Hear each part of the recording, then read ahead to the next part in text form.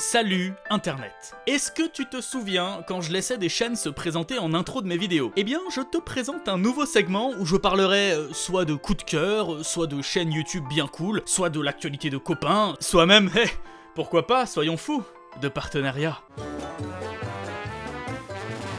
Et pour ce premier instant promo, laisse-moi te parler de ce bouquin, La vie des coléoptères d'Europe. Je sais, c'est particulier, je vais t'expliquer. Si tu l'ignores, j'ai fait beaucoup d'entomologie quand j'étais ado. L'entomologie, c'est l'étude des insectes. Et ça fait 15 ans que je suis pote avec un mec qui en a vraiment fait son métier, lui. Et puis voilà, mon pote sort son premier bouquin. C'est méga intéressant, bon, si ces petites bêtes vous intéressent, évidemment. En tout cas, je suis super fier de lui, il fallait que je vous partage ça.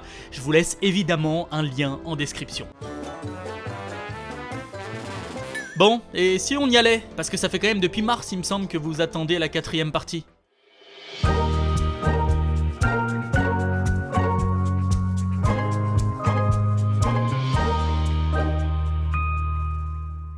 Et on reprend avec le number 31, Nebraska. Capitale, Lincoln, en l'honneur d'Abraham, évidemment. Par contre, comme souvent dans ces états peu peuplés, ce n'est pas la plus grande ville. Ce titre revient à Omaha. Pour te résumer cet état en 3 mots, une gigantesque plaine. Sérieux, à part un poil d'élévation sur l'ouest, c'est absolument tout plat. Des prairies à perte de vue. À tel point que les premiers colons construisaient leurs maisons en terre, tellement il n'y avait pas d'arbres. Et forcément, qui dit état ultra rural, dit très peu d'habitants. La population du Nebraska compte pour seulement 0,59% de la population du pays. C'est absolument rien du tout. Je veux dire, en France, même la Creuse... Ah, non, en fait la Creuse représente 0,17% de la population française.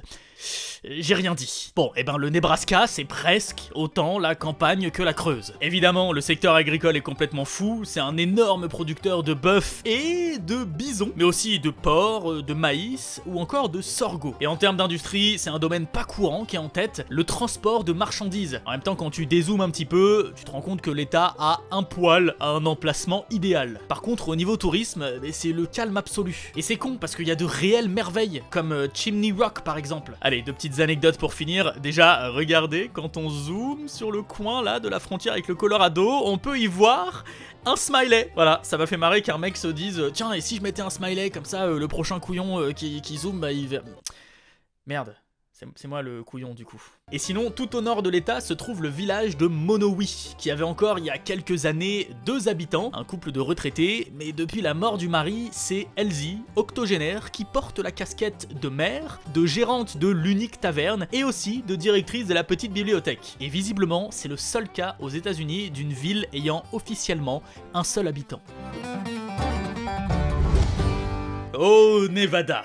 Capitale, Carson City. Je vous préviens, ça va être très dur d'être objectif puisque c'est clairement mon état préféré. On se cache pas que je suis allé bien souvent à Las Vegas assouvir ma passion intense pour le poker. C'est un secret pour personne. Le Nevada, c'est l'état le plus aride et le plus désertique du pays. Tout de suite, ça fait pas rêver et on se demande bien pourquoi on y a implanté la ville la plus folle du monde. Alors déjà, qui dit état désertique, dit état minier. C'est le 4e producteur mondial d'or et on y trouve des mines de quasiment tout ce qu'on peut miner en fait. Et évidemment, niveau agriculture, eh ben c'est pas vraiment fou. Par contre, il y a beaucoup de ranch. Au Nevada, il y a aussi la zone 51, le Fly Geyser ou encore mon préféré, Red Rock Canyon. Faut vraiment s'imaginer que c'est l'état un petit peu foufou du coin. Les lois sont assez libertaires, hein. Évidemment il y a des casinos, il y a le mariage pour tous, la marijuana, l'alcool achetable 24 heures sur 24 et la prostitution. Las Vegas oblige, c'est le seul état où elle est légale. Bon, sauf dans le comté de Clark, celui de Washoe et dans la ville de Carson City. Le seul petit problème pour Las Vegas, c'est que la ville se trouve justement dans le comté de Clark. Enfin bref, si vous aimez les paysages désertiques à couper le souffle et les soirées ultra animées en casino, et ben c'est un petit peu votre destination rêvée finalement.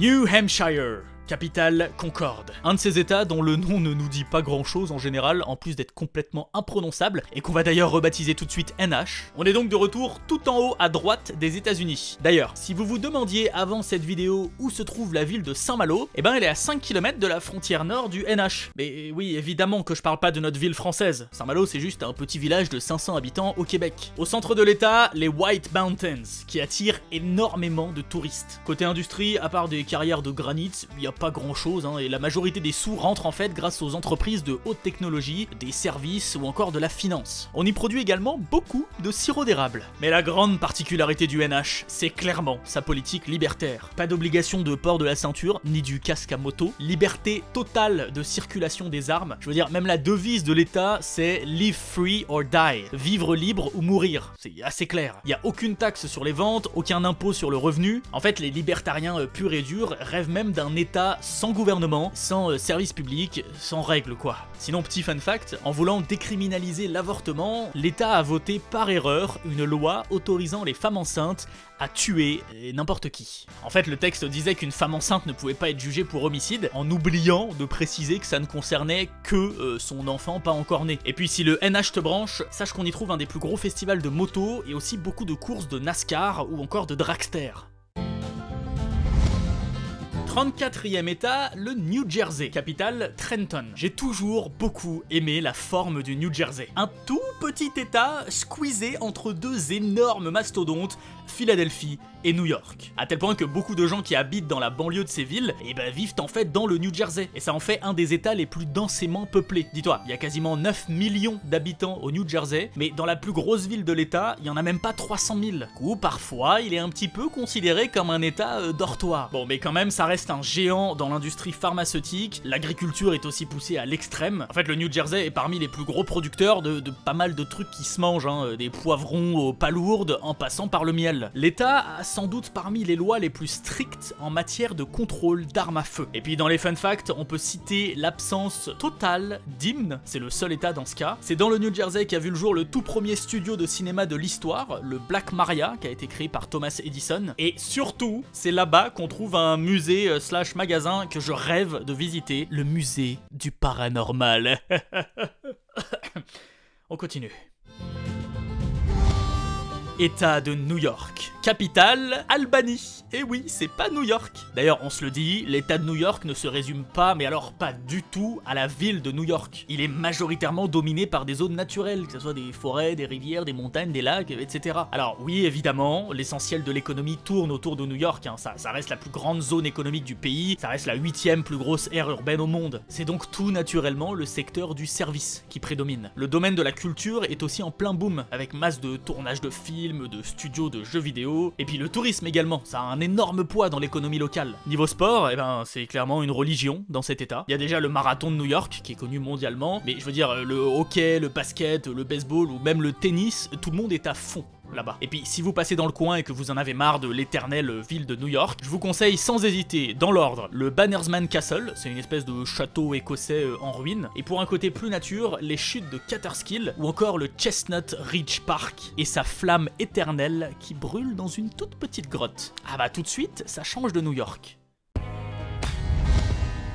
Nuevo Mexico, le Nouveau-Mexique, capitale Santa Fe. Il est fascinant par bien des aspects cet état. Déjà, sa géographie. Comme tu le vois ici, c'est l'un des Four Corners. On y trouve un bout des montagnes rocheuses au nord de l'état, où il y a pas mal de végétation. À l'est, on trouve les grandes plaines qui s'étendent jusqu'au Canada et qui ont un climat semi-aride, alors qu'à l'ouest, on a le plateau du Colorado, qui là pour le coup est bien désertique. On trouve au Nouveau-Mexique le plus grand désert de gypse au monde. Je te jure, ces photos sont prises aux États-Unis. Et surtout, l'État est traversé du nord au sud par le Rio Grande, le fameux fleuve qui sert ensuite de frontière entre Mexique et Texas. Dis-toi, ce fleuve parcourt plus de 3000 km et il fait même pas 50 mètres de large à son embouchure. Moi j'adore le comparer à un autre mastodonte, le Mississippi. Regarde, sur une image satellite, ici tu as le Rio Grande et ici tu as le Mississippi. Ah ça joue pas dans la même cour, hein. Ok, en termes de techno, on est à fond dans l'exploitation minière. On y extrait plein de jolies choses, en plus bien sûr du pétrole et du gaz, et une petite partie de l'économie arrive grâce au tourisme. Mais mis à part ça, et quelques installations gouvernementales dans l'aérospatiale et la défense,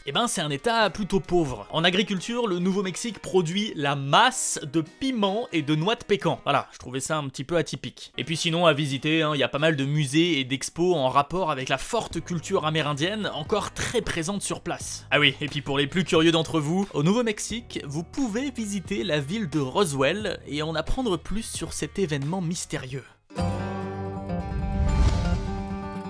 État numéro 37, l'Ohio et sa capitale, Columbus. Wow, j'ai pas mal de choses à dire sur l'Ohio. Petit point géo d'abord, évidemment. Au sud-ouest, on trouve les contreforts des Appalaches qui s'étendent jusque-là, c'est assez dingue. L'État a deux frontières naturelles. Au nord, il y a le lac Erie et au sud, le fleuve Ohio. Et est-ce que vous vous souvenez, dans une précédente vidéo, de la région des Bluegrass, les herbes bleues au Kentucky? Eh ben, elle déborde un tout petit peu au sud de l'Ohio. Dès le 19e siècle, l'Ohio fait partie de ces États qui explosent économiquement. On y trouve du pétrole en masse, du gaz en masse, on y récolte le sel en masse, on y développe une agriculture effrénée, la population explose, et c'est encore le cas aujourd'hui. On y fabrique énormément de choses, des meubles, du verre, des appareils ménagers, des produits chimiques, et la liste continue. C'est le deuxième producteur national d'acier. Le tourisme est très important avec beaucoup de parcs nationaux et 3 villes d'une grosse ampleur, Cleveland, Cincinnati et Columbus. D'ailleurs, ces 3 villes ont beaucoup d'équipes de sport très importantes dans le pays. Après, ouais, les industries originelles de l'Ohio sont un petit peu en perte de vitesse, la population est assez pauvre et l'État est très pollué. Typiquement, faut imaginer le genre d'État sans qui, à l'époque, les États-Unis seraient absolument pas devenus ce qu'ils sont aujourd'hui, mais qui ont quand même du mal à tourner la page et à se projeter dans le futur. L'Oklahoma, ou comme je l'appelle, le couteau de boucher. Sérieux, non mais regardez cette forme. Capitale, Oklahoma City. Vous le savez, j'aime beaucoup les choses géométriques, quand tout est bien harmonieux. L'Oklahoma, c'est un état plus ou moins au centre du pays. Oklahoma City est plus ou moins au centre de l'état, et elle est à environ 2000 km de Los Angeles et 2000 km de New York. Ah, c'est beau quand tout est aussi parfait. Pour s'imaginer la topographie de l'Oklahoma, faut juste se dire que plus on va à l'ouest, plus on gagne en altitude et en relief, parce qu'on arrive aux hautes plaines, la seule exception étant un petit bout des monts Ozarks à l'ouest. Pendant très longtemps, le pétrole était le fer de lance de la région, mais c'est plus le cas depuis quelques dizaines d'années. À la place, il reste beaucoup de gaz et il reste surtout l'aviation. 10% de la production industrielle de l'Oklahoma, c'est de l'aviation. Sinon, tout comme le Nouveau-Mexique, l'influence amérindienne est énorme. Niveau culture, on y trouve aussi beaucoup de musées ou de théâtres. Et petit fun fact, Boise City, qui se trouve ici, fut la seule ville américaine bombardée pendant la Seconde Guerre mondiale. Bombardée par erreur par des avions américains pendant un exercice, mais quand même.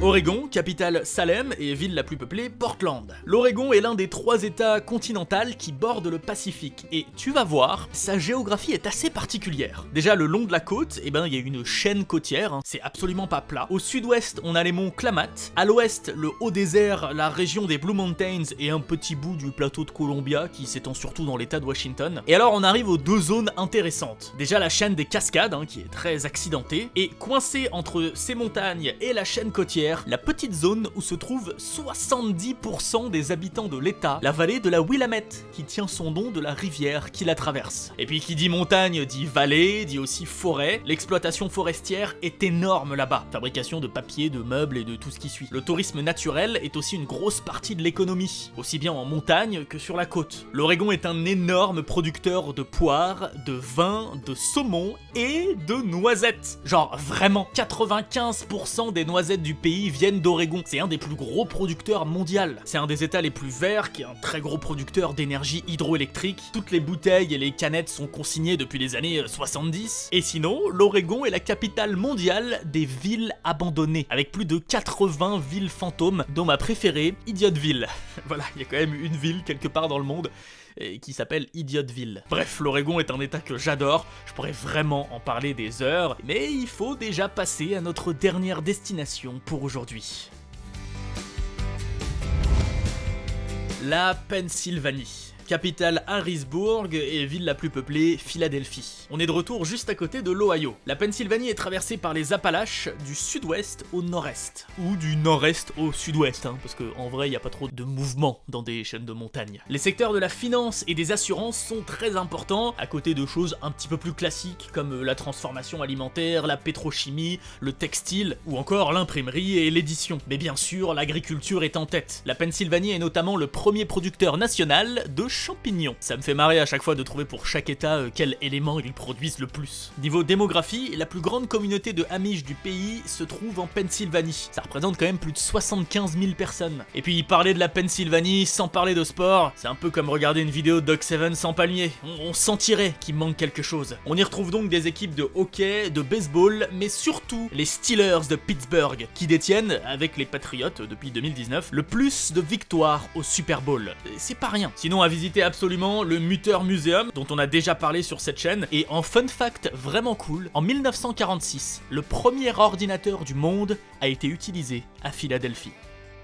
Et il ne nous restera plus qu'une seule partie pour couvrir l'intégralité des 50 États américains. Si vous n'avez toujours pas vu les précédents épisodes, ils sont dans une playlist dédiée, n'hésitez surtout pas à y jeter un coup d'œil. Abonnez-vous pour ne pas rater la suite, le petit pouce en l'air, et à très vite pour une prochaine vidéo. Salut Internet!